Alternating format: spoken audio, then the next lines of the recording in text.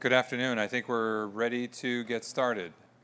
I'm just going to get a nod from the video crew. We're good? Okay. So welcome everyone, and actually it's very nice to see everyone, and I appreciate the fact that everyone altered their schedules to come to this session. As I think all of you know, this session was originally planned for 8:30 tomorrow morning, and unfortunately at the very last minute I got a requirement to be in Paris. And so I wasn't able to do the session tomorrow morning. So we'd like to thank also RTT South Africa, who gave up their room and their time slot so that I could do this session this afternoon.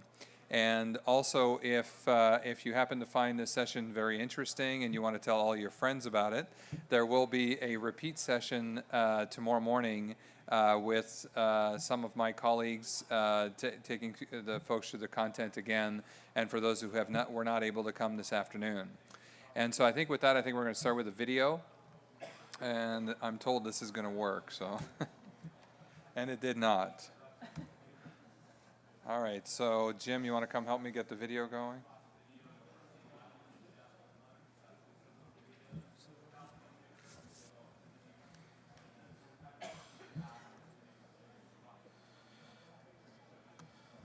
There it is.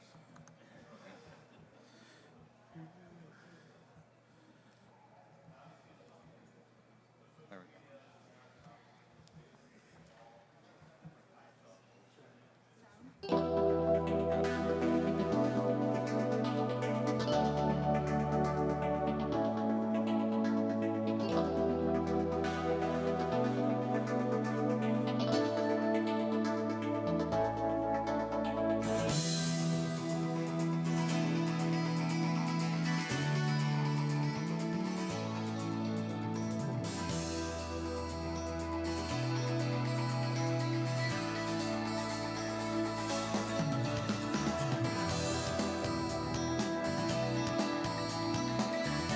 I find that compared to the other systems that I manage, that HPUX is the most rock solid operating system that we have in our environment.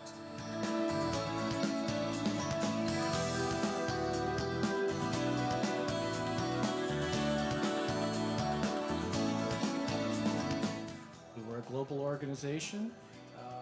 We've got businesses all over the world, and reliability is number one with us. And HP's been the best for us for many, many years now.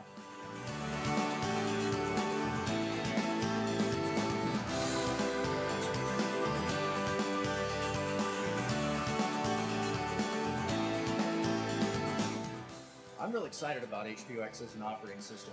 I like it because it's easy to patch, it's easy to manage, and I'm real excited about the security advancements and the various features that have been added to HPUX.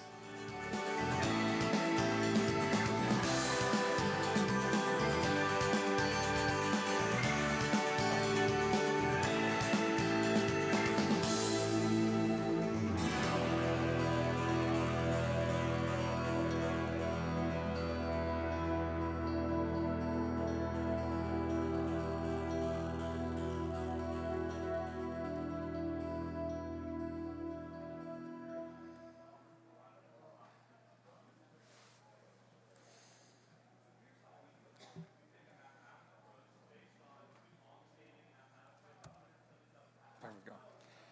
Okay, so as you just saw from the video, obviously what we specialize in here and what my team at HP works on is mission critical computing.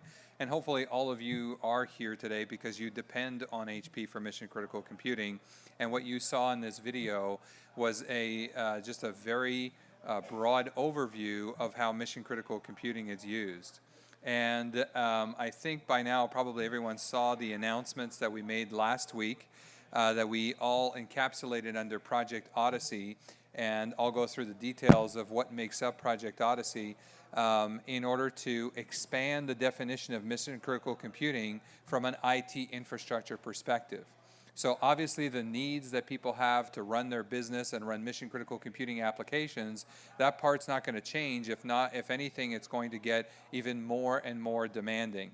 But what we want to do is provide an expansive amount of choice because everybody's infrastructure is different, to be able to apply mission critical computing in the way that applies to your environment, and you're able to take advantage of everything that's out there.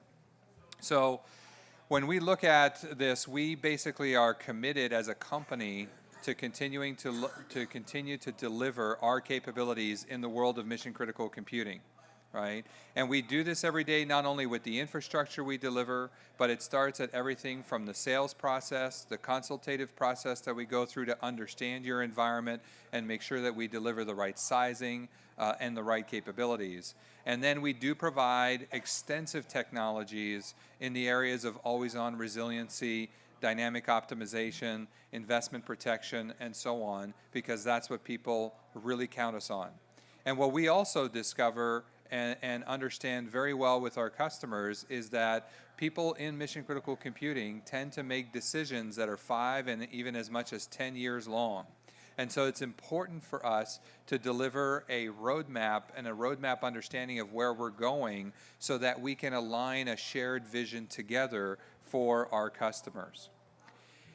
And so only HP is really going to take a modern approach to mission critical computing. If we really look at what our competitors are doing, they're actually taking an opposite approach. They are going down a path of locking you in to their infrastructure and really giving you no options, no choice. So they really want to take that entire stack from the server architecture, the server hardware and infrastructure, all the way through to the operating system and even the database, the middleware, the applications, and really lock you in top to bottom. And you know what happens once you are locked in top to bottom, then basically the price dial starts to get squeezed, right? And then everybody starts to look for, how do I get out from that locked in world? But that is the trajectory that our competitors are taking. And we have made a conscious choice and a conscious decision to take the world in a different direction, where now you have the option to deploy mission critical computing in the way that is most applicable to your environment. We want to continue to deliver our Itanium-based HPUX systems, nonstop open VMS, for a very, very long time. Again, people make those 5 and 10-year decisions, and we want people to feel very comfortable that that roadmap continues and we continue to deliver innovations along that line. But we're going to expand this in order to allow customers to also leverage the x86 infrastructure, which has definitely grown up in the past decade, and be able to mix and match that environment for mission critical and be able to apply whatever works best in their environment, and also critically do it on your timeline whenever it's best and most convenient for you. We had an event last night, which was actually very exciting to me, where we did an annual awards recognition of customers in mission-critical computing environments. We essentially have 4 categories. I'm not a judge, so we have independent judges that go through and analyze all of the submission of people who have done really innovative work in mission-critical computing. And so the 4 categories are mission-critical data, the converged data center, best new application, and the humanitarian environmental impact. And what you see on this slide actually is the winners that we celebrated last night. They got really cool trophies that were provided by Intel. It was actually pretty extraordinary. And then also we had a dinner with these folks to just really congratulate them and celebrate what they've accomplished and in setting the leadership tone going forward when it comes to mission critical computing. So what's happening, right? So what's happening in the marketplace today is mission critical computing tends to be viewed mostly as a RISC Unix, or in our case also the nonstop world, and there's also the mainframe world, but that world tends to be associated with, that's how you do mission critical computing. And yes, we do have some folks that have started to implement x86 in mission critical computing environments. Now, what we usually find is those customers who have attempted that, they usually find themselves in a situation of having to re-architect an application, because now they have to achieve mission-critical capabilities or resiliency through replication. So it's typically a scale-out environment, lots of platforms to manage, and then they have to re-architect the application in order to make it mission-critical. And not everybody, though, is in a position to be able to re-architect their application. Some of them don't want to deal with some of the new problems that come up in that world. So, for example, higher latency through networking, those kinds of things. And so we think there's an opportunity here that we bring x86 more completely into the fold of mission-critical computing to share that world that has been historically associated with RISC Unix, mainframes, nonstop, and operating environments like OpenVMS. And so what we want to do then is provide you all of the goodness and capabilities that people associate with that RISC Unix world, but make that available for x86 in those environments. So that gives you that broad market view of the direction that we're taking, right? So as I said, conventional IT right now is really making a choice, a hard choice of having this special purpose, you know, mainframe style architecture or locked into a particular vendor. And what we want to do is basically remove those shackles, allow people to have the choice, and be able to deliver mission-critical computing that is aligned to the infrastructure that they have deployed in the rest of IT. So how are we going to do that? Right? So as I said, we are expanding our mission-critical capabilities. So you see here our HPUX, our nonstop, and our OpenVMS environments. They continue unchanged, right? We will continue to deliver innovations in mission-critical computing. Examples of that we've announced are availability of super high-scale Superdome with 32 sockets. We've expanded our virtualization capabilities with a new virtual partitions mechanism that we call version 6, which is now becoming available. And so we are going to continue to deliver those innovations in that world for those customers who want to stay there for as long as they want to. We want to support that, and we want to continue that because that is a critical part of how some customers want to continue to deliver mission-critical computing. And if you're in that world, you have no worries. We will continue to deliver that. So what we're doing is we're expanding that because what we're hearing is that many of our customers, again, not all, but many of our customers say, I love everything you do in mission-critical computing. I love all of those attributes. But I understand a world where I have lots of x86 and I've had to make those trade-offs that I talked about earlier, where I'm dealing with latency issues I didn't have to deal with before, or I have to manage thousands of systems instead of having to manage a single system, right? I'm not seeing the same level of resiliency that I really expect, or error recovery and error management. And so we want to then say, okay, we've heard you loud and clear. That's what we want to deliver to you is those capabilities. So what we announced last week is our announcement to deliver that through Project Odyssey to essentially, again, continue our Integrity, Itanium, HPUX, OpenVMS, and Nonstop platforms, but at the same time unifying those environments with x86. So that all of the infrastructure you deploy today is all that same infrastructure that will be used for the x86 environment. And so I'll talk a little bit more about the platforms that we are going to be working on. Now, some of you may ask, so if we're on a 2-year trajectory thereabouts in order to deliver this to the industry, and some of you may ask, why are you telling me this 2 years before? Again, think about the mission-critical customer or client profile, right? You make decisions that are on 2, 5, and 10-year boundaries. And so by telling you what we're working on so far in advance, a couple of years in advance, then we can now work openly together. There doesn't have to be all of these secrets and non-disclosure agreements, et cetera, et cetera. We can actually work together to plan your environment if you want to take advantage of this. And we've had people who have said, hey, can I run the combination of x86 and Itanium together in the same infrastructure? The answer is yes, by the way. But we can have those kinds of conversations now. The other thing you're going to hear about is our intent to work with the Linux and open source community. It so happens the Linux and open source community, they don't like secrets. They just don't. And so if we're going to be productive with that community, we need to do it in an open way. Right? And we need to be able to work collaboratively and openly with that community. In order to do that, we have to publicly talk about, here's what we're working on. And so that was the intent around announcing Project Odyssey when we did it, in order to basically say, we are going to redefine mission-critical computing to include all of the worlds that our customers want to include and be able to be very open with the industry, our customers, and the community at large. So let's go into some details. So essentially, you know, at a high level, this is what we're doing. Okay, so if you kind of needed one picture to say, well, what is HP doing? This is what we're doing. We're taking a lot of our capabilities around integrity and HPUX, and we are going to cascade those innovations through this stack on the x86 side. And I'll go through each one of these in a little bit more detail, right? But obviously we're going to deliver some new servers and new server capabilities. We're going to provide a lot of our intellectual property will be delivered through what we call system software. For those of you more technically inclined in the room, if you're familiar with firmware, then we'll actually be using firmware. And when you see system software, we'll actually be delivering a lot of that through firmware capabilities.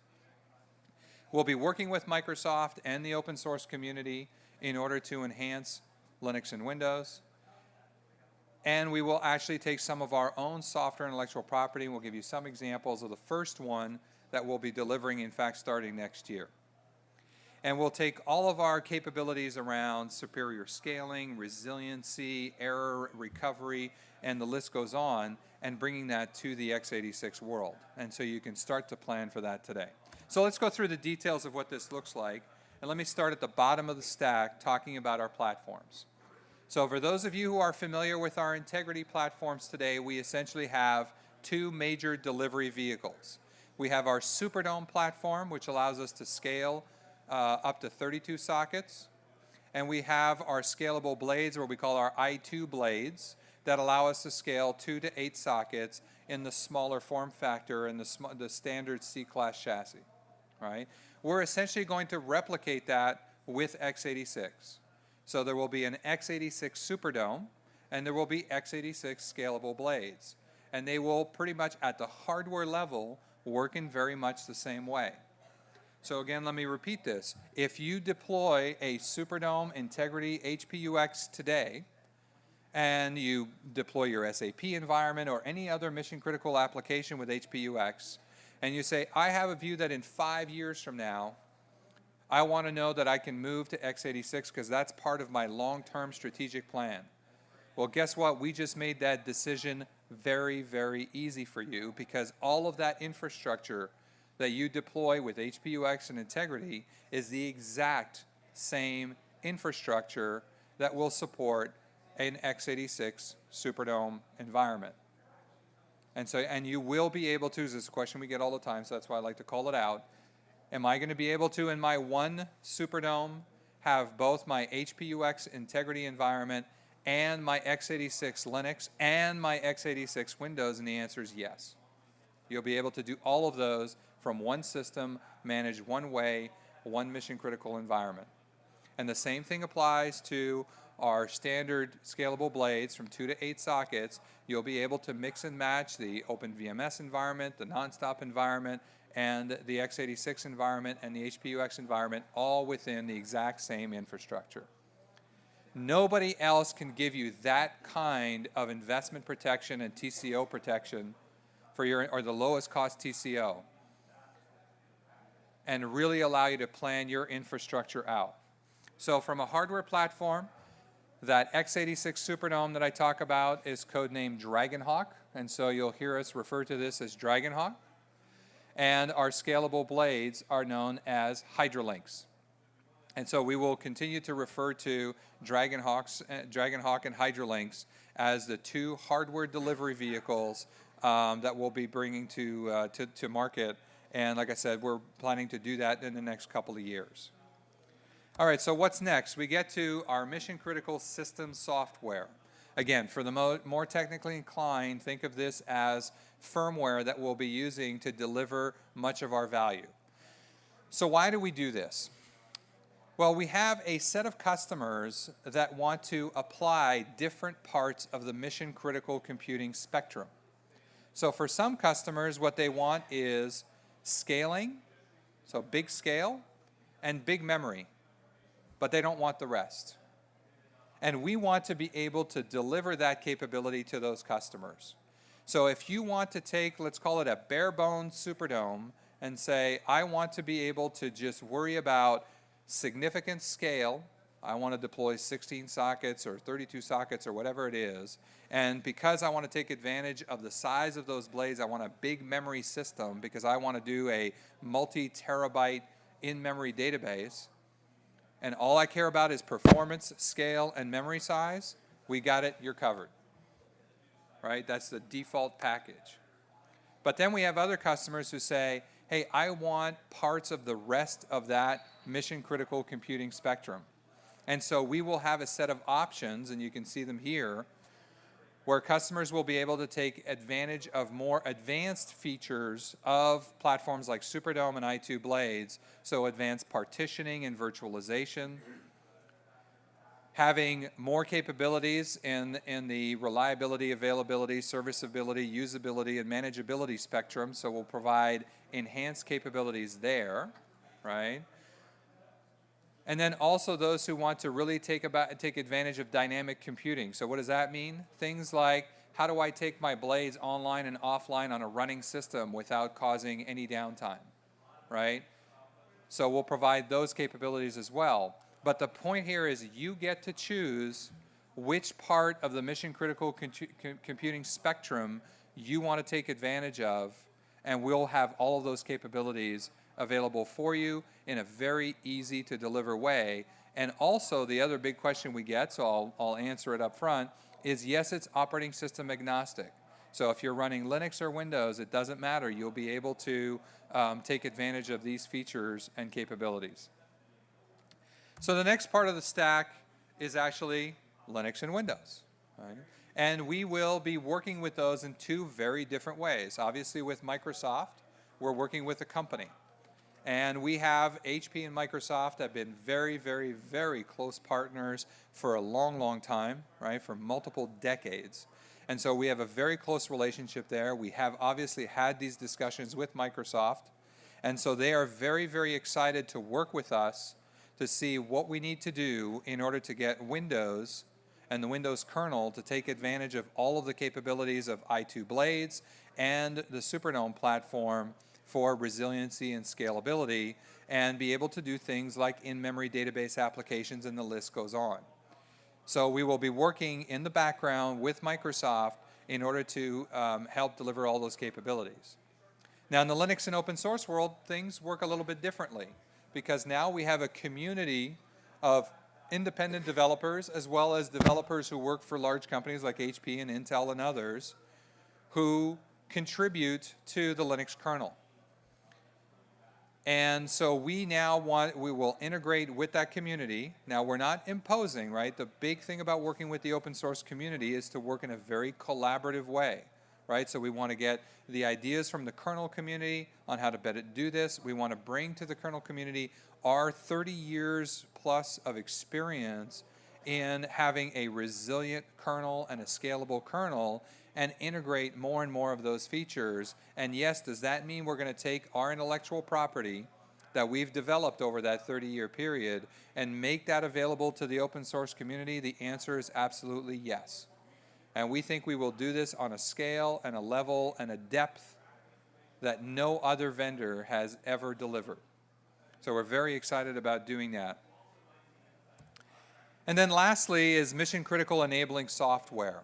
And so the one example, now we're keeping some surprises for later, right? But the one example I will talk about today is our intent to deliver HP Service Guard on Linux in mid of next year, okay? So that will actually be your first delivery of Project Odyssey, will be HP Service Guard for Linux.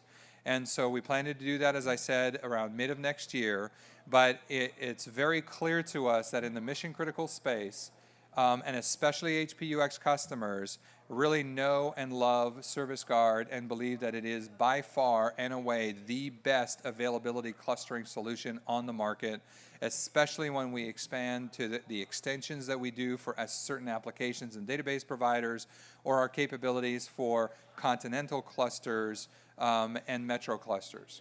And so most people look at Service Guard as really the creme de la creme. It really is the pinnacle of high availability clustering solutions. So that will be coming to the Linux environment. And yes, that one is actually a Linux specific thing. It's not applying to Windows at this stage. And so look for that starting mid next year. And so what that will do, again, as part of the planning process and as part of how you do this in your environment, an example might be, hey, I'm going to get some DL980s, which is a product we have today, for scaling to 8 sockets, and I'm going to basically run some tests to see how my environment can work with a DL980 and Service Guard and the Linux environment, and see how I can manage that world, right? So it gives you some time to be able to kick the tires, run some proof of concepts, and see what works well, where your operational processes might have to change to accommodate that. So that's, again, it goes back to why did we do this as early as we did, is to give you the opportunity to run those tests in your environment. So we're clearly very excited about doing this. Now, the last one, which is less product-centric, which is the overlay of all this, is services, right? A big part of that mission-critical experience that we talk about, and this is feedback I get consistently from all of our customers, is it's not just the products, it's not just the technology, it's having really smart people who are able to implement the technology in your environment.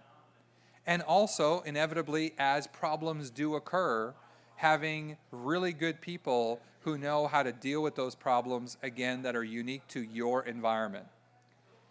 And so we are actually going to be spending the next couple of years making sure that we have, by far and away, the best mission-critical services capabilities on planet Earth for both the Linux and Windows environment on these platforms.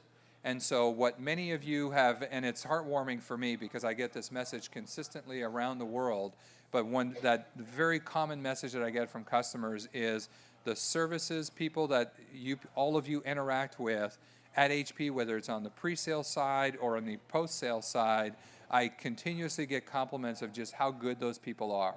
And so we want to make sure that we don't just announce a product and say, hey, it's all yours, go deal with it. We want to make sure that when those products are available, we have the people there that can actually support your environment and are able to deliver the mission-critical services that go with the platform. So a very important part of what we deliver overall. So this is how it all comes together, right? So we have Hydralinks, which is our scalable 2 to 8 socket blades, and we have Dragonhawk, which is our Superdome class platform. Then we have all of our capabilities at a platform level. So things that enhance, like our error analysis engine. Error recovery is a significant part of mission critical computing. Error recovery, error analysis, things like crash dumps if you're into the technical side of things. We have capabilities around our hardware that we call our crossbar fabric, for example, in Superdome, where we are able to use that crossbar fabric for extreme scale, also for error handling as well. I'm apparently competing with great music on the other side, so, but that's okay. By far and away also, what people love about Superdome, and we've been doing this actually now for more than 10 years, is NPARs, or electrically isolated hard partitioning. And we still have no competitor. After more than a decade of delivering electrically isolated hard partitions, we still have absolutely no competitor. And I can't tell you how many of you and how many of our customers around the world, if they were to tell you what is the one reason I keep coming back to HP and their platforms, is actually electrically isolated hard partitions, or what we call here NPARs, right? So you can see here, there is a lot of work for us to keep us busy over the next couple of years. People have said, okay, you're announcing this in the next couple, and you're going to deliver this in the next couple of years. My God, what takes so long? Well, now you get an idea. Right? There is just an incredible amount of work for us to do, along with Intel, in order to build these platforms so that they come with all of the resiliency, the system software, the partitioning capabilities, Service Guard, and the list goes on. And so that's what we're going to be working on. And the beauty of it is now we can all talk about it openly. And we hope you put our competitors a little bit on the spot. What are you going to do? And then we can actually incorporate some of the feedback that we get from all of you in order to make this the best solution it can be when we introduce it. All right, so just to give you a little bit of a roadmap view, you can see here we have our nonstop platform, which continues to be our pinnacle of mission-critical availability and resiliency. The way I typically describe this for people who are not familiar with nonstop is if you connected a cell phone call today, the odds are about 80% that cell phone call connected through a nonstop system, okay? If you used your credit card at all while you were in Vienna, that credit card was probably authorized through a nonstop. And if you used your ATM card to get some local euros because you're from somewhere else, well, guess what? That transaction was most likely authorized through a nonstop platform. So every single day, whether it's your phone, financial transactions, stock exchanges, the list goes on, then you're probably interacting with a nonstop platform and you're not even aware of it. But they are really the pinnacle of mission critical. And then our integrity side with HPUX and OpenVMS, we continue, as I talked about, we're delivering our 32-socket Superdome, we're delivering enhanced virtual partitions, and we're going to continue to bring more and more innovations on a regular schedule year in and year out through that platform and through the integrity. So nothing stops there. So if you're deploying integrity with Superdome 2 or with scalable blades, keep doing that. Right? And on top of that, if you're an Oracle customer, want to reiterate, 75% of Oracle customers are not even on version 11 yet. Okay? So only 25% of Oracle customers are on version 11. And that will continue well into 2018. So back to you need the long roadmap. We're giving you that long roadmap on integrity, and we're giving you a very long roadmap on x86 as well, which is what you see at the bottom. We are currently delivering the DL980 platform. That's a 8-socket rack mount platform. And as I said, mid next year, we'll be delivering Service Guard on Linux so you can start your proof of concept, start understanding how your applications behave, and get your operational processes. And then we will introduce Dragonhawk and Hydralinks to the marketplace, and we will essentially have a really expansive mission-critical portfolio that you'll be able to choose from. So the key point here, really at the end, if we keep this very simple, is we have a tremendous infrastructure today in our i2 blades and in Superdome 2. Just absolutely tremendous, and at least much of the feedback and all of the feedback I get from customers is it really is second to none as an infrastructure. And we're giving you the best investment protection path forward. Because if you say, I want to keep doing HPUX, I want to just keep doing that, don't bother me with any of this other stuff, I don't want to worry about it, great. We love you. Let's keep doing that together, okay? And we will continue to support you and love you for a very long time. But at the same time, if you say, hey, my business has pressures, I want to take advantage of x86, many people have said, you know, we've got this long-term strategic direction to do x86 and Linux. We're not really sure how we're going to do it. We don't have the operational plan, but we kind of want to get there in the next, 3, 5, 7 years in some cases. You're covered. Because all of the infrastructure you deploy to run your business today is all the exact same infrastructure you're going to use. I'm not used to this mic here. That you're going to use in order to run mission-critical x86. So it really is just a tremendous, tremendous set of options that you have available to you in the mission-critical world, and by far the best investment protection for your environment. Okay? Now, I think I've talked through most of this, but we wanted to make it very clear that we want to continue to drive the integrity platform and for the design center for mission critical computing. Okay, so we continue to deliver against the Itanium roadmap, obviously in partnership with Intel, and Boyd will be talking about that in a minute. So we're committed to that. We have well over 5,000 ISVs on the HPUX platform, and so we will continue to support those ISVs, and we're very excited to continue to work with them. And we will continue to drive innovations into that HPUX environment and the nonstop environment, and deliver that very, very long support life, which is a key part of the mission-critical delivery spectrum. So we're very excited to do that. And so here, again, to give you a sense of what we're delivering, again, 32-socket Superdome. For integrity customers, our virtual partitions. We're continuing to enhance Service Guard in order to have the fastest, most reliable failover mechanism, and enhance the disaster recovery parts with continental clusters and metro clusters. We're also enhancing this in the cloud space. So if you don't think about Superdome 2 in the cloud, you're not taking advantage of all the capabilities of Superdome and HPUX in the cloud space, because we have also introduced HP Cloud System Matrix with HPUX. And so you have a complete capability with our cloud maps. There are sessions here at Discover that talk about Cloud System Matrix, and the cloud maps. I would encourage you to please attend those sessions, because all of that applies to the HPUX world as well. And so, and we've also enhanced our virtual systems portfolio to also include Superdome 2 and HPUX. So it just gives you a sense. We wanted to give you some very concrete, real deliverables that we are continuing to bring to the HPUX environment and the integrity environment, to show you that we are indeed committed to a very long and vibrant future for this platform. All right.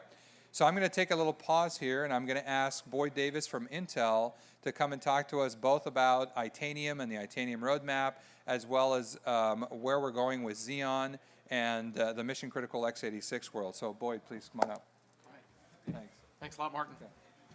It's a real pleasure for me to be here. I run Intel's technologies for servers and enterprise storage. So it's really wonderful to get to come up here today and help kind of reinforce some of the messages that Martin talked about, and letting off the wraps of Project Odyssey. Let me make sure I do the right.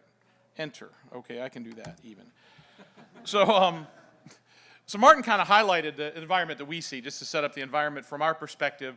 Customers have pretty heterogeneous legacy environments, and there's a desire to get to a measure of architectural standardization in many organizations to really take advantage of the kind of the versatility and flexibility and capacity that comes when you can standardize and rationalize an architecture.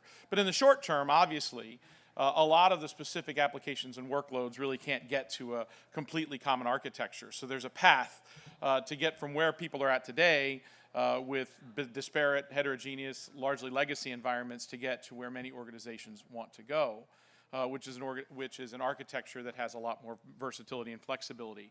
And I think the really wonderful and amazing thing about what HP announced last week is that they're really the first and only company to have as comprehensive of a solution, particularly as you look at migrating from the current RISC Unix offerings to have an opportunity to pick when, where, and how you may want to choose to move some of those workloads into an x86 environment. And that's what we're very excited about. For us, we have and have had for many, many years two products targeted to the mission critical space. The first and flagship product line for many, many years has been the Itanium product family that we've been in close partnership on with HP since its inception.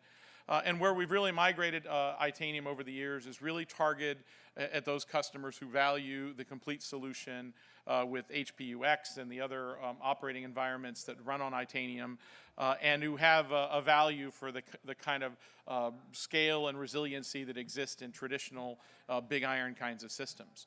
But over the last several years, as Martin highlighted, we've taken a lot of the learnings from participating with HP in the mission critical segment on Itanium, and been able to continue to enhance the capability of the Xeon product line, particularly the high end of the Xeon E7 family. And that has given customers a chance to begin to target certain workloads with a level of scale and increased reliability that allow that shift that Martin showed with the bubble of the x86 getting larger over time. And of course, for those customers, the real target is those customers looking at Windows and Linux environments. And a lot of what's enabled us to take advantage of this is a measure of architectural convergence that's kind of below the level that Martin talked about, but very critical for us as a building block or ingredient supplier. We've begun to take not only the lessons of building mission critical class capabilities into Itanium and build those into Xeon, but we're also taking the volume scale and the capacity we have with Xeon and applying those volume economics to Itanium by starting to share some of those common subsystems that allow for greater and greater degrees of architectural convergence. So things like the way the processors talk to memory, the way the processors talk to each other, the way that you have I/O connected to things like PCI Express. All of those elements are now shared between the product line, and that allows for a level of efficiency in the delivery of the Itanium-based systems, taking advantage of that volume economic scale. So for us, the Itanium and Xeon families are intrinsically related and equally essential to our strategy for delivering the building blocks that customers like HP need from us to build mission-critical solutions. And without either one, our overall portfolio would be much, much weaker. I'd like to highlight the next upcoming member of the Itanium family, codenamed Polson. It's a really, really wonderful product on track for 2012, so this is a bit of a preview. This is going to be an absolute beast of a microprocessor. 3.1 billion transistors. So in a two-way system, I think we've got about a transistor now for every person on the planet.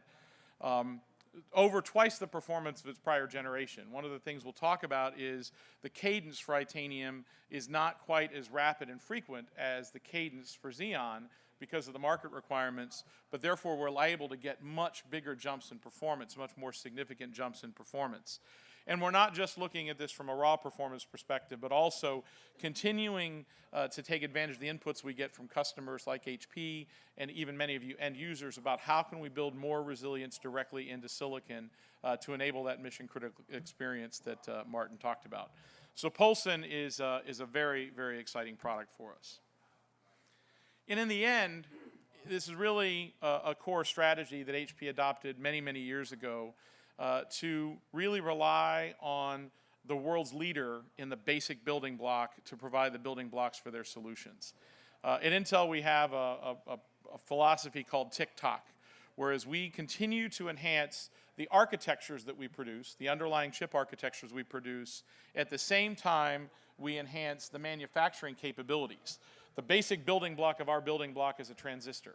And Intel makes the very best, fastest, lowest power transistors on the planet. And we can apply that transistor knowledge and the architecture knowledge of the microprocessor to continue to drive sustained performance leadership. Many of the other participants in the high end of the compute space have to find exotic ways of maintaining their investment in the basic semiconductor building blocks to keep rate and pace.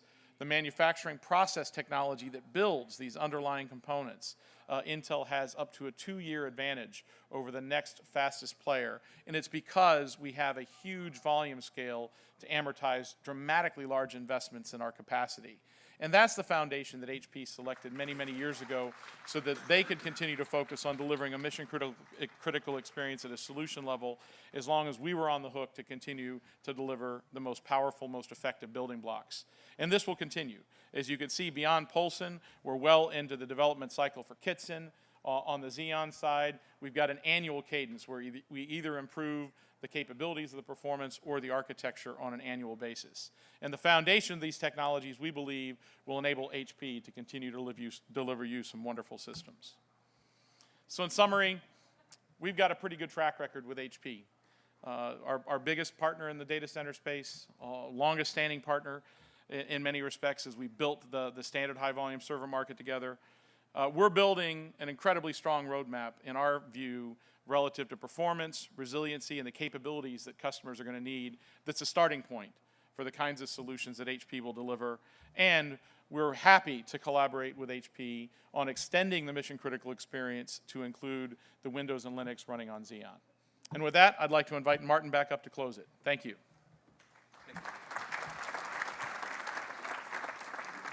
Thank you, Boyd. So just again to summarize and close what we go through and give you some of what's happening here at Discover. So as I said, right, we are expanding our mission critical portfolio, right, to include our Integrity Itanium-based Unix, OpenVMS, and nonstop environments, and we are adding or expanding that to the x86 world, bringing our mission critical innovations there with Linux and Windows. And so the other part that's actually kind of interesting for this is what are other people saying? So we've had the opportunity, for example, to be able to talk to press and analysts about what we're working on, and universally the feedback that we've gotten from press and analysts has been very, very, very positive. And so whether it's all of the standard analysts that you're familiar with, and if you have some that you contract with, I would encourage you to contact them. They've been briefed, they understand, and so you can get a third-party opinion on what we're doing. And we've also really enjoyed watching the press articles come out where people really have understood what we're bringing to the table. So, so just universal praise all around, and we're very excited about that as well. So we have a number of sessions here at Discover. So if you have a chance, this is a list of the sessions related to our integrity and our HPUX environment, also our DL980 platform, and so on. So if you have a desire to learn more about different parts of the mission critical portfolio as it exists today, those are all of the sessions that you can go and attend over the next couple of days. So I hope you'll take advantage of that as well. And then also, the other thing I want to mention is there will be a repeat of this session at 8:30 tomorrow morning with Lorraine and Kirk doing the session. And so if you have other folks that are part of your organization and you think they can get something valuable out of this, please encourage them to attend the session tomorrow with Lorraine and Kirk. So start planning today, right? Start looking at ways where this mission critical future allows you to deploy HPUX and the rest of our integrity family portfolio today, and add to that UX, Linux, and Windows when it's appropriate for your environment, and when it fits well in, and when it's been planned and hardened for your environment. So with that, thank you very much, and have a great evening.